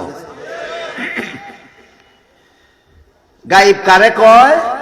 তাফসীরে বাইজাবি শরীফে লেখা আছে, আল মুরাদ বিহিল খাফিয়্যুল্লাযী লা ইউদরিকুহুল হিসসু ওয়া লা ইয়াক্তাযীহি বাদাহাতুল আকল। গায়েবের ডেফিনেশন আপনাকে বুঝাইতে 2-3 মিনিট সময় লাগবে। ধৈর্য ধরে 2-3 মিনিট বসবেন, 2-3 মিনিট ধৈর্য শুনুন। আল্লাহ মানুষকে অজানাকে জানার জন্য জন্মগতভাবে 6টা হাতিয়ার দিয়া থাকেন: দৃষ্টি শক্তি, শ্রবণ শক্তি, স্বাদ শক্তি, ঘ্রাণ শক্তি, ত্বক শক্তি, মেধা শক্তি। এই কঠিন বাংলা শব্দগুলি বুঝতে যদি কারো অসুবিধা হয় তাহলে আমি উদাহরণ দিয়ে বলি। প্রথম দিনের চন্দ্র আকাশে উদয় হলো কিনা আমরা বুঝতে পারি দৃষ্টি শক্তির দ্বারা, তাকে মানুষের চোখে। মাইকে ঠিক মতো আওয়াজ হচ্ছে কিনা আমরা বুঝতে পারি শ্রবণ শক্তির দ্বারা, তাকে মানুষের কানে। কোন খাদ্যে কেমন স্বাদ বুঝতে পারি স্বাদ শক্তির দ্বারা, তাকে মানুষের জিহ্বায়। কোন জিনিসে কেমন গন্ধ বুঝতে পারি ঘ্রাণ শক্তির দ্বারা, তাকে মানুষের নাকে। আর আবহাওয়া ঠান্ডা না গরম বুঝতে পারি ত্বক শক্তির দ্বারা, তাকে মানুষের শরীরের চামড়ায়। আর আপনাদের মাথার উপর যে বিদ্যুতের বাতি জ্বলে, এই বাতির বাল্বের সাথে কারেন্টের তারের সংযোগ আছে কিনা? কটা তার? 2টা। কেন? কারণ বিদ্যুৎ 2 প্রকার, ধনাত্মক, ঋণাত্মক। ইংরেজিতে বলে নেগেটিভ, পজিটিভ। এই এক প্রকার কারেন্টে বাতি জ্বলে না, 2 প্রকার কারেন্ট প্রক্রিয়াগতভাবে বাল্বের ভিতরে একত্র করলে বাতি জ্বলে। এটা বুঝার মতো, এটা জানার মতো আল্লাহ আরেকটা হাতিয়ার দিয়েছেন, যার নাম মেধা শক্তি, তাকে মানুষের মস্তিষ্কে। এবার বলুন, অজানাকে জানার জন্য আল্লাহ জন্মগতভাবে মানুষকে কতগুলি হাতিয়ার দিয়েছেন? 6টা হাতিয়ার দিয়েছেন: দৃষ্টি শক্তি, শ্রবণ শক্তি, স্বাদ শক্তি, ঘ্রাণ শক্তি, ত্বক শক্তি, মেধা শক্তি। তাফসীরে বাইজাবি লেখেন, এই 6 হাতিয়ারের দ্বারা যা কিছু জানা যায় না তাকে বলে গায়েব। তাকে বলে গায়েব। এই যা জানা যায় না তা আবার 2 প্রকার। এক প্রকার আল্লাহ পাক রব্বুল আলামিন নবী এবং ওহীর মাধ্যমে বান্দাদেরকে জানিয়ে দিয়েছেন, এইগুলি জানার নাম ইলমে গায়েব নয়। দ্বিতীয় প্রকার হলো 6 হাতিয়ারের দ্বারা মানুষ নিজেও জানতে পারে না, ওহীর মাধ্যমে, নবীর মাধ্যমে আল্লাহও জানাইছেন না, ওই জিনিস জানার নাম ইলমে গায়েব। যেমন কিয়ামত হবে, কি বলেন আপনারা? 6 হাতিয়ারের দ্বারা জেনেছি না ওহীর মাধ্যমে? কিন্তু কিয়ামতের কতদিন বাকি? যে 6 হাতিয়ারের দ্বারাও জানার উপায় নাই, ওহীর মাধ্যমেও জানা যায়নি, সেইটা যিনি জানেন একমাত্র তিনি হলেন গায়েব জাননেওয়ালা। এবার বলেন সেটা কে জানেন? হইল না জবাব? একমাত্র আল্লাহ, একমাত্র আল্লাহ। আল্লাহ বলেন ইয়াসআলুনাকা আনিস সাআতি আইয়ানা মুরসাহা ফীমা আনতা মিন যিকরাহা ইলা রাব্বিকা মুনতাহাহা। হে রাসূল করিম সাল্লাল্লাহু আলাইহি ওয়াসাল্লাম, লোকেরা আপনাকে জিজ্ঞাসা করে কিয়ামতের কতদিন বাকি, আপনি কেমন করে বলবেন? আপনাকে তো আমি জানাইনি, একমাত্র আমি আল্লাহ জানি কিয়ামতের কতদিন বাকি। এই রকম বিষয়গুলি একমাত্র আল্লাহ জানেন। যেই বিষয়গুলি, ওই বিষয়গুলি জানার নাম ইলমে গায়েব। যে আল্লাহর বৈশিষ্ট্যপূর্ণ গুণ, নবীর গুণ নয়, আল্লাহর গুণ। বলুন, গায়েব জানা নবীর গুণ না আল্লাহর গুণ? সৃষ্টির শ্রেষ্ঠ হওয়া নবীর গুণ, আমাদের নবীর গুণ। সৃষ্টির শ্রেষ্ঠ মর্যাদার অধিকারী হওয়া আমাদের নবীর গুণ। গায়েব জানা নবীর গুণ নয়, গায়েব জানা আল্লাহর গুণ। এই জন্য শরহে ফিকহে আকবর কিতাবে লেখা আছে, যেহেতু গায়েব জানা নবীর গুণ নয়, গায়েব জানা আল্লাহর গুণ, এই জন্য যারা বলে নবী গায়েব জানে, এরা আল্লাহর কোরআন মানে না। যারা আল্লাহর কোরআন মানে না, এদের ঈমান থাকে না। যাদের ঈমান থাকে না তারা মুরতাদ। সিরিয়াল নম্বর কত? 3।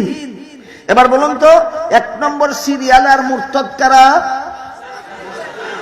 2 নম্বর সিরিয়ালের মুরতাদ কারা?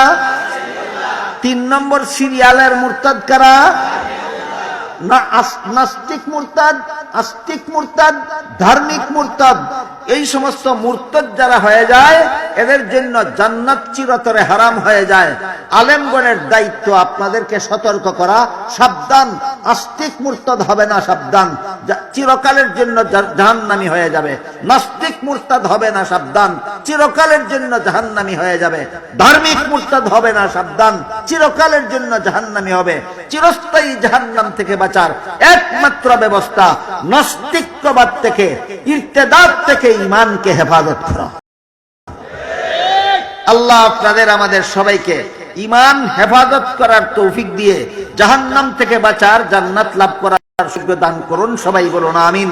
সুবহানা রাব্বিকা রাব্বিল ইজ্জাতি আম্মা ইয়াসিফুনা ওয়া সালামুন আলাল মুরসালিন ওয়ালহামদুলিল্লাহি রাব্বিল আলামিন। যারা দোয়াতে শরীক হবেন বসা থাকুন, আস্তাগফিরুল্লাহ দুরূদ শরীফ পড়ুন।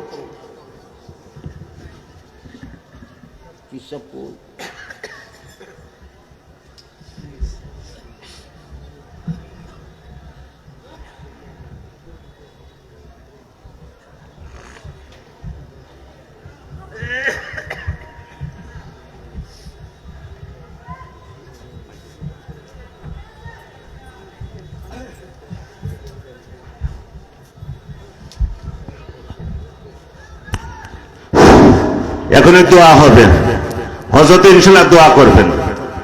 আমাদের সাবেক সভাপতি আলহাজ মারহুম ফজলুল হক সাহেব খাস করে ওনার জন্য দোয়া চাইছেন। আরো অনেকে অসুস্থ আছে, খাস করে অন্তরগুলো ইনশাআল্লাহ দোয়া করি। আল্লাহ পাক যারা ইন্তেকাল করছে জান্নাতুল ফেরদাউস নসিব করুন।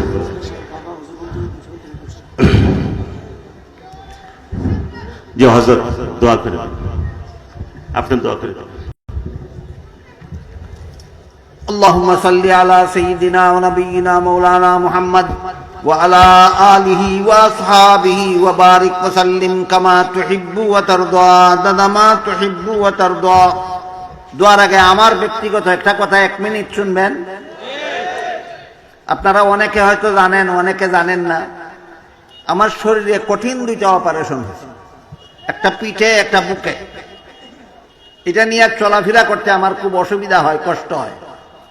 এই অবস্থায় আপনারা মুসাফার জন্য ভিড় করলে দারুণ কষ্ট হয় এবং অপারেশনের ক্ষতি হয়ে যায়। ভিড় সামলাতে পারি না, অপারেশনের ক্ষতি হয়ে যায়।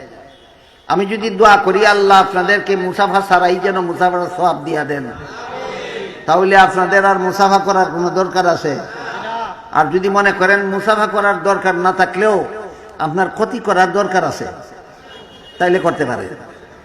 কি বলেন? আমার ক্ষতি করার দরকার আছে, মেহেরবানি করে এই কাজটা আপনারা করবেন না। আরেকটা ব্যাপার, মুসাফা করা সওয়াবের কাজ ঐচ্ছিক পর্যায়ে, বাধ্যতামূলক নয়। কেউ যদি মুসাফা করে সওয়াব পাবে, সুযোগ সুবিধা থাকলে না থাকলে নয়। কিন্তু সুযোগ থাকা সত্ত্বেও যদি কেউ মুসাফা করে না, গুনাহগার হবে না।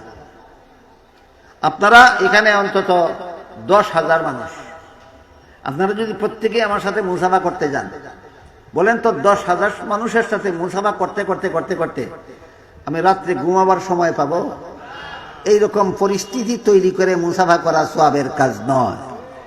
এই কথাটাও মাথায় রাখতে হবে সদা সর্বদা আমাদের, যে একটা মানুষের সাথে সবাই যদি হাত বাড়ায় মুসাফা করতে, এই মানুষটা যাবে কোন সময়, আর আসবে কোন সময়, খাইবে কোন সময়, ঘুমাইবে কোন সময়। কাজেই মুসাফা তাফসীরের কিতাবে লেখা আছে সব কথা। জমায়েতবদ্ধ লোকের সকলের সাথে মুসাফা করা নিষিদ্ধ। তুমি পরিবেশ নষ্ট করবা সকলের সাথে মুসাফা করতে গেলে। তুমি যার সাথে সাক্ষাৎ করতে এসেছ শুধু তার সাথে মুসাফা করো, এই নিয়ম। আর যার হাত অবসর নাই, যে মুসাফা করার মতো প্রস্তুত নয়, তার সাথে মুসাফা করা সুন্নত নয়। হাত অবসর থাকলে, মুসাফা করার মতো সুযোগ থাকলে তার সাথে মুসাফা করা সুন্নত। বিষয়গুলি যেন আমরা মনে রাখি। আল্লাহ আমাদেরকে শরীয়তের বিধান যথাযথভাবে পালন করার তৌফিক দান করুন। আরো অনেকে দোয়া চাইছেন। জি, আলহামদুলিল্লাহিল্লাযী হাদানা লিহাদা ওয়া মা কুন্না লিনাহতাদিয়া লাউলা আন হাদানাল্লাহ। রব্বানা যালামনা আনফুসানা ওয়া ইল্লাম তাগফির লানা ওয়া তারহামনা লানাকুনান্না মিনাল খাসিরিন। রব্বানা আতিনা ফিদ দুনিয়া হাসানাতাও ওয়া ফিল আখিরাতি হাসানাতাও ওয়া কিনা আযাবান নার। ইয়া আল্লাহ, এই মুবারক সম্মেলনকে কবুল আর মঞ্জুর করুন। ইয়া আল্লাহ, এর উসিলায় আমাদের জিন্দেগানকে হেদায়েত করুন। সমস্ত মুমিন মুসলমান মুর্দেগানকে নাজাত দান করুন। ইয়া আল্লাহ, আমার কাছে যারা যত রকমের দোয়ার দরখাস্ত করেছেন প্রত্যেকের নেক দোয়াকে কবুল মঞ্জুর করুন। ইয়া আল্লাহ, যারা যত আশা ভরসা নিয়ে হাত উঠাইলাম প্রত্যেকের নেক বাসনাকে কবুল আর মঞ্জুর করুন। ইয়া আল্লাহ, আমার কাছে যারা দোয়ার আবেদন করার সুযোগ পাননি, আমি বিশ্বাস করি তাদের মনের খবরও আপনি জানেন। ইয়া আল্লাহ, প্রত্যেকের মনের নেক বাসনারে আপনি পুরা করে দিন। ইয়া আল্লাহ, যে মাদ্রাসার উদ্যোগে সম্মেলন হইল, মাদ্রাসাকে কবুল মঞ্জুর করুন। ইয়া আল্লাহ, মাদ্রাসার সমস্ত জরুরিয়াত পুরা করে দিন। মাদ্রাসাকে মন্দিরে মকসুদ পর্যন্ত পৌঁছে দিন। ইয়া আল্লাহ, মাদ্রাসার সমস্ত ছাত্রদেরকে ভবিষ্যতের ওয়ারাসাতুল আম্বিয়া বানিয়ে দিন। ইয়া আল্লাহ, সারা বিশ্ববাসীকে করোনা ভাইরাসের অভিশাপ থেকে হেফাজত করুন। ইয়া আল্লাহ, করোনায় আক্রান্ত হয়ে যে সমস্ত মুমিন মুসলমান মারা গেছেন তাদেরকে শাহাদাতের দরজা দান করুন। ইয়া আল্লাহ, যারা আক্রান্ত হয়ে আছেন তাদেরকে দ্রুত আরোগ্য দান করে দিন। ইয়া আল্লাহ, যে সমস্ত উলামায়ে কেরাম বুজুর্গানে দ্বীন মুমিন মুসলমান দুনিয়ার থেকে বিদায় হয়ে গেছেন, ইয়া আল্লাহ, তাদেরকে জান্নাতুল ফিরদাউসে ঠিকানা করে দিন। আর যে সমস্ত আলিমুল উলামায়ে কেরাম বুজুর্গানে দ্বীন মুমিন মুসলমান দুনিয়াতে বেঁচে আছেন তাদের সবাইকে হায়াতের তাইয়্যিবা দান করে দিন। ইয়া আল্লাহ, আমাদের পক্ষ থেকে লাখ লাখ কোটি কোটি দুরুদ সালাম রাসূল করিম সাল্লাল্লাহু আলাইহি ওয়াসাল্লামের রওজা শরীফে পৌঁছে দিন। রব্বানা তাকাব্বাল মিন্না ইন্নাকা আনতাস সামিউল আলিম ওয়া তুব আলাইনা ইন্নাকা আনতাত তাওয়াবুর রহিম ওয়া সুবহানা রাব্বিকা রাব্বিল ইজ্জাতি আম্মা ইয়াসিফুন ওয়া সালামুন আলাল মুরসালিন আলহামদুলিল্লাহি রাব্বিল আলামিন। আমিন বিরহমাতিকা ইয়া আরহামার রাহিমিন।